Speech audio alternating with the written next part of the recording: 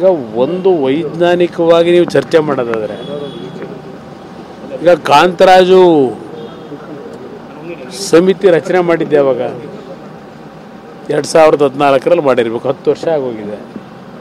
ಅವ್ರು 10 ವರ್ಷದಿಂದ ಮಾಡಿರ್ತಕ್ಕಂಥ ಈ ಜಾತಿ ಗಣತಿ ಈ 10 ವರ್ಷದಲ್ಲಿ ಯಾವ್ಯಾವ ರೀತಿ ಏನೇನು ಡೆವಲಪ್ಮೆಂಟ್ಗಳಾಗಿದೆ ಇದೆಲ್ಲವನ್ನು ನೋಡಿದಾಗ ಎಷ್ಟರ ಮಟ್ಟಿಗೆ ಆ ಹಳೆಯ ಜಾತಿ ಗಣತಿಯನ್ನು ಇಷ್ಟು ದಿವಸ ರಿಲೀಸ್ ಮಾಡಿದೆ.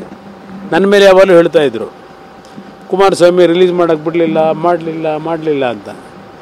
ಇವ್ರ ಕೈ ಕೊಟ್ಟು ಎಷ್ಟು ದಿನ ಆಯಿತು, ಎಷ್ಟು ತಿಂಗಳಾಯಿತು? ಸಿದ್ದರಾಮಯ್ಯನ ಕೈನಲ್ಲಿ ಪಾರ್ಲಿಮೆಂಟ್ ಚುನಾವಣೆಗಿಂತ ಮುಂಚೆನೇ ತೆಗೆದುಕೊಂಡ್ರು. ಇವತ್ತಿನವರೆಗೂ ಅದರ ಬಗ್ಗೆ ಸದ್ಗದ್ದಲ ಇರಲಿಲ್ಲ.